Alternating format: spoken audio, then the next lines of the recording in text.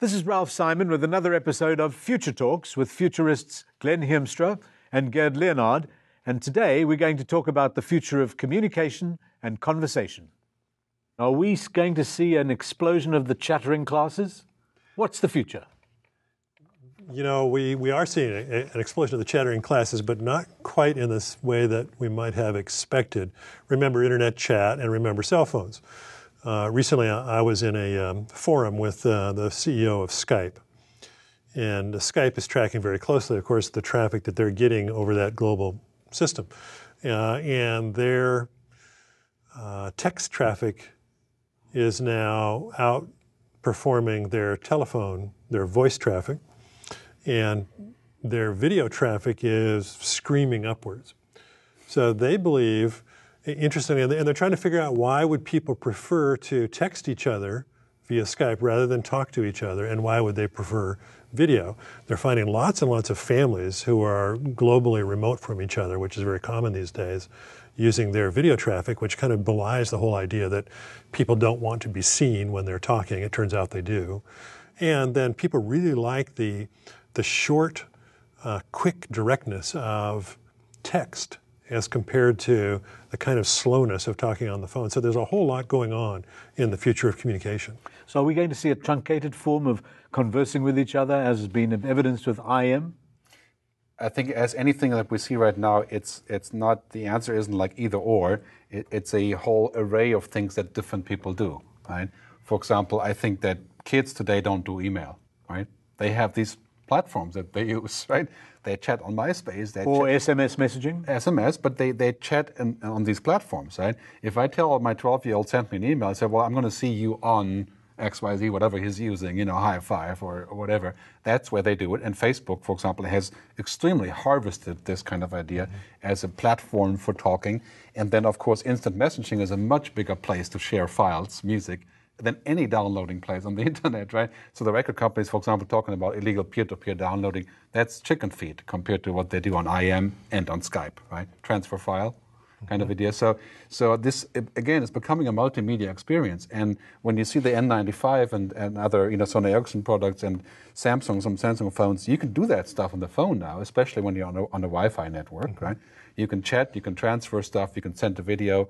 And companies like Kite.tv who were harvesting that, I think that is the future of a multimedia communication. And again, I think people like in our age may never choose to actually participate in that way because they prefer the sort of asynchronous way of email. So what we're seeing is a whole portfolio of different ways of communication. The good old phone and the phone booth will probably stay to some degree. And then we have the whole sort of new generation of interactive, full-blown video attachments, three-dimensional, data gloves, whatever, who don't even know what email is. Yeah. In fact, I just was getting the impression as you were talking that, imagine a stack of waves, and the waves, each wave is rolling and kind of subsuming the one beneath it. When you said phone booths, I think of how many phone booths I see in airports and so on. You see them too, that are now empty of phones. They're just this booth on the wall. But you know what they do now? They put the wireless LAN in there. Well, right? So that you can go in there. Yeah, okay. Right? Yeah, is this all going to reduce conversation going forward? Well, it does change the richness of conversation. And if you want to get on the, shall we say, the dark side of some of these curves, you do wonder about that. I myself, even though I'm not a young person, I find myself using instant messaging compared to email more and more. I'm still using more email, which tend to be longer messages, still shorter than phone conversations. But now that I have some easier instant message tools, I find myself using that. So I think that we see conversation becoming more and more truncated, more and more direct, less and less, to some extent, less and less polite, although that's kind of a technical measure. And what that means in terms of the ability to sort of express the full range of emotions is an interesting question, but then video comes into the picture. And that, again, is going to change the game, as we're just at the beginning of when communications can go truly video or visual. And so that might suddenly shift us way back. I think the thing that's really disconcerting to the average person is that all these things are happening in parallel. There's more coffee shops than ever I mean, if you just look around, what is that, 4,850 Starbucks? No. Nearly 13,000 globally. Okay, yeah, but in the U.S., right? So, I mean, there's every single, San Francisco, every corner is a coffee shop, right?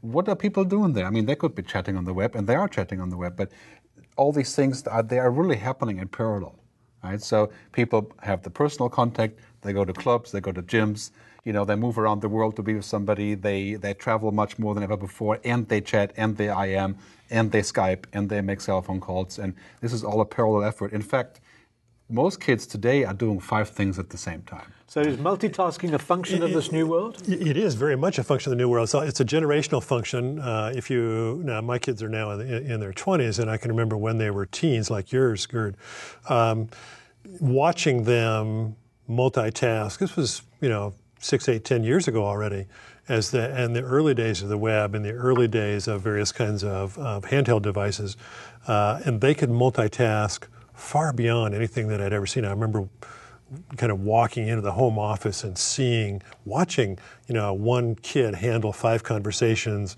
on 3 or 4 different devices at once, and I thought, this is a different world. This is really truly a different generation. It takes it way, way beyond.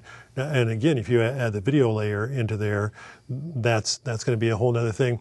An empty space that I see and do wonder about is, in fact, the lack of empty space. The world that Gerd just described, where we're traveling more, we're chatting more, we're IMing more, and so on and so on.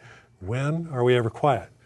And there are some social observers asking, and if you watch your kids, you ask, when do they ever stop? Is there ever a moment when they're out of contact and just completely quiet? And you go back, a few decades in human history, and certainly centuries in human history, there were lots of times where there wasn't really much input at all coming to you. So what you're saying is, does it change? Will it change us? The problem as a species? isn't so much now how we can communicate, but how can we shut off?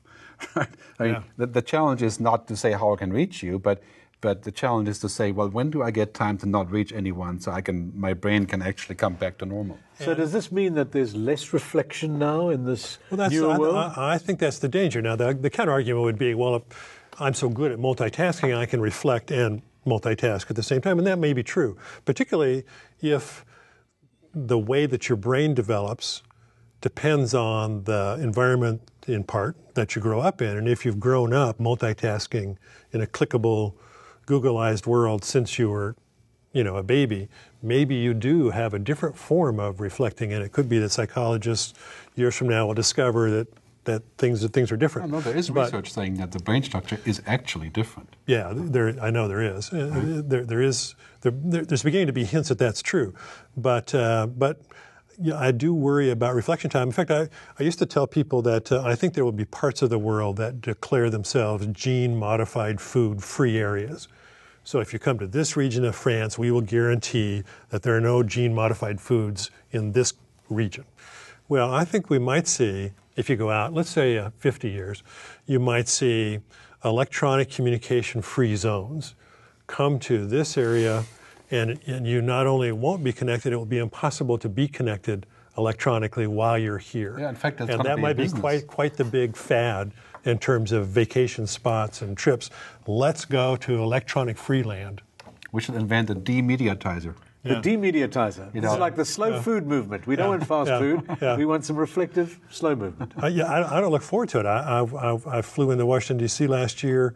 My cell phone fell out of my pocket in the cab that I was taking out to where I was staying. And then it took 2 days to get it back. And I remember it's a feeling of physical panic to be that disconnected. And I thought, this is really amazing. But we have to remember something. Strange. I mean, we're so early in this thing that we can be connected, that we still think it's a big deal. Yeah. Because when you're always connected, at a certain point you say like, well, I can switch this on any time I want to, so it's not becoming sort of compulsive. Yeah. This is like when the telephone first came around, a lot of people who were in small villages said, why would I want that? I can just go over and talk to him, right? But after it becomes sort of a standard, so well, people may not be using it for 3 weeks in a row because it's no big deal. So we're still in that first phase where the excitement about having this gadget wins over the actual use. So we just make a call to make a call. Let's get some digital natives in a glass-walled room and remove all of their devices and put them in there for 3 weeks and see if they go crazy. I think that'll be interesting. But to me, those are interesting issues in terms of where human communication is really going to go. That was my actual academic field way back, was the form of communication. In the early 80s, I was looking at transcripts of conversations on the precursor of the internet called the ARPANET, where people were doing group team tasks. And I was studying for how would communication be different when we were in computer networks. And the bottom line answer, crazy and simple though it sounds, is people were less polite. They didn't say, oh, excuse me. They would just sort of skip over that when they were giving an instruction. Where if you're face-to-face, you'll say, well, that was nice, but I have a question about this. In the instant message world, you just say, I have a question about this, and you skip the part of the sentence that says, that was nice. And so we've become more direct, less polite. It hasn't been a big disaster, but those kinds of changes in human communication carried out over generations could lead to differences that we can't anticipate. But then again, of course, in a real conversation, I couldn't just pull out an image of a horse and show it to you, because I don't have an image of a horse.